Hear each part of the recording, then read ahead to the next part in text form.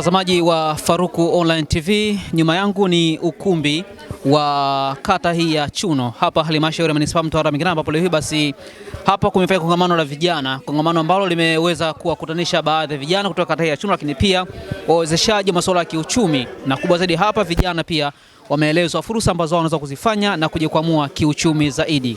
Lakini pia mengi yamezungumzwa kiwemo masuala mazima ya vijana, namna ambavyo kujitoa kuhakikisha kwamba zile fursa pia wanazifanyia kazi. Na mgeni rasmi kwenye kongamano hili alikuwa ni mwenyekiti wa umoja vijana kwa wilaya hii ya Mtwara mjini, ndugu Nasoro Juma. Mengi yamezungumzwa hapa, kwanza tukawasikia wawezeshaji kile ambacho kimezungumzwa. Je, vijana fursa zipi ambazo wanapaswa kuzifanya ili mwisho wa siku waweze kujikwamua kiuchumi zaidi? Ukijenga tabia ambazo zinavutia fursa, itakuwa rahisi kwako kupata fursa. Lakini ukijenga tabia ambazo zinafukuza fursa, itakuwa ngumu kwako kupata fursa. Tuko pamoja jamani eh? Kwa nini? Kwa sababu fursa zinapatikana kwa watu, na fursa zinapotokea watu wanakuwa na vigezo vyao ambavyo wanavizungumza kwamba tunataka aina fulani ya kijana kwenye fursa hii. Watataja mpaka tabia. Sasa ya kwanza, amua aina ya kijana ambaye unataka kumtengeneza, atakuwa na aina gani ya tabia? Atakuwa na aina gani ya mitazamo? Atakuwa na aina gani ya malengo kwenye maisha yake? Kwa cha kwanza, tabia zako unazozijenga zina kazi kubwa mbili. Either zivutie fursa ambazo zipo au zifukuze fursa ambazo zipo. Si ndio jamani eh? Kwa nini? Kwa sababu kuna watu, mimi naamini watu wema wapo kwenye maisha. Kuna watu ambao kuna muda wanatamani kutusaidia, lakini wakikagua aina ya tabia tulizonazo hatusaidiki. Kwa nini? Kwa sababu anaona msaada wake anapoutoa kwako, anaona unapoenda, anaona unavyopotea.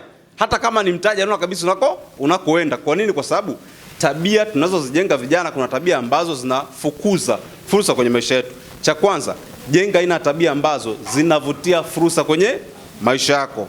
Tuko pamoja eh? Kitu cha pili ambacho kijana lazima uwekeze ili uvutie fursa ni maarifa au taarifa. Katika hali ya kawaida binadamu anahitaji vyakula vya aina tatu.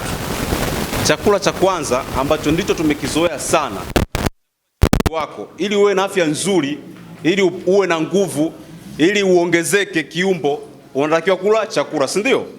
Na chakula pia kimegawanyika katika makundi mbalimbali. Na kwenye hayo makundi tunahitaji ya chakula chote. Tunahitaji protini, tunahitaji fati, tunahitaji mafuta na vyakula vingine, si ndio? Ili miili yetu iwe sawa. Chakula cha pili ni chakula cha kiroho, ndio maana tunaenda ibadani, si ndio? Tunaenda kusali, tunaenda kuswali. Kwa nini? Tunataka kulisha roho zetu ziwe na nguvu. Tafsiri yake ni kwamba hivi vitu vinategemeana. Kwa hiyo mwili unaweza kuwa na nguvu, roho ikikosa nguvu, kuna aina ya mafanikio usikayafikia.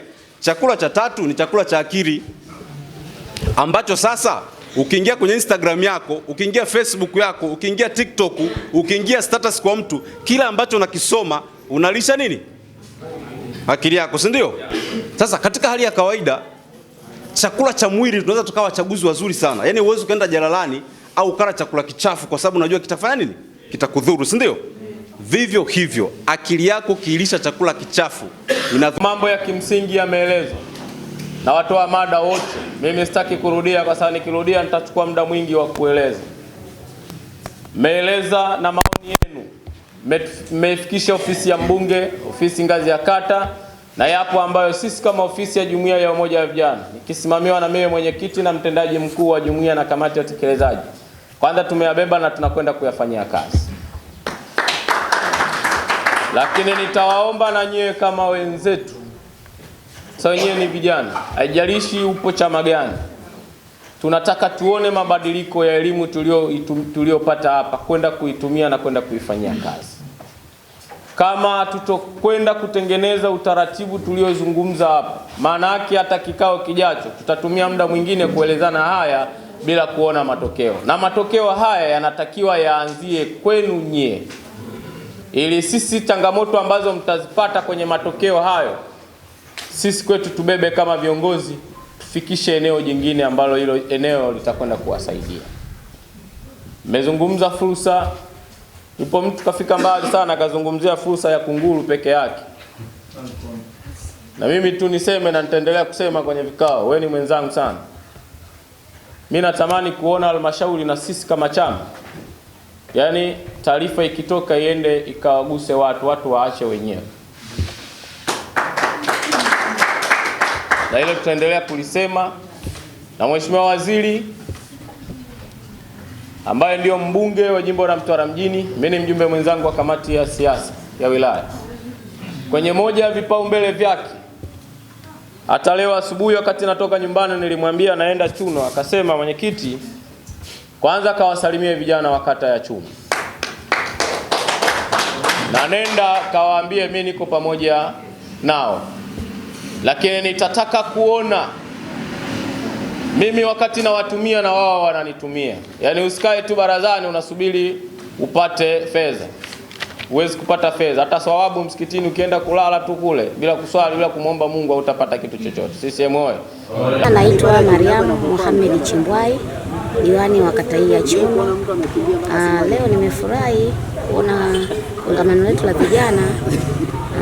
Vijana wengi wameweza kujitokeza. Tumezungumza nao, tumewaita wadau mbalimbali. Nao wadau wametoa mafunzo mazuri, mafunzo ya kuwajenga, kwanza kuipenda nchi yao, lakini pia jinsi gani ya kuiendea fursa, na vijana wenyewe wamekubali.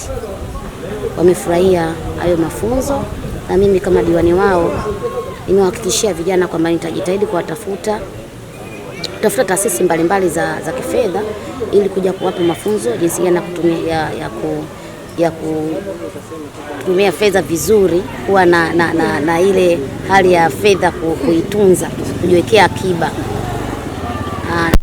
Pia kama nilivyosema kwamba kuweza kuiendea fursa, jinsi gani ya kuiendea fursa. Hivyo vyote wakufunzi wametoa vizuri, na wenyewe wameahidi kwamba tayari wana mabadiliko makubwa sana baada ya kupata haya mafunzo. Jina naitwa Idio Mangongo, ndio mratibu wa kongamano au Chuno Forum ambayo tumefanya leo 25 tarehe mwezi wa kwanza 2026, na tumefanya hivi kwa kuona kuwa kundi la vijana ni kundi muhimu sana. Kama mnatambua kwa takwimu za sensa ni vijana ni wengi. Kwa hiyo tukaona namna sasa kuandaa hili kongamano ili kuhakikisha kuwa tunawasaidia vijana kwa kuwapa elimu mbalimbali na fursa mbalimbali ambazo zipo na zile ambazo zinakuja ndani ya maeneo yetu manispaa ya Mtwara Mikindani na taifa kwa ujumla.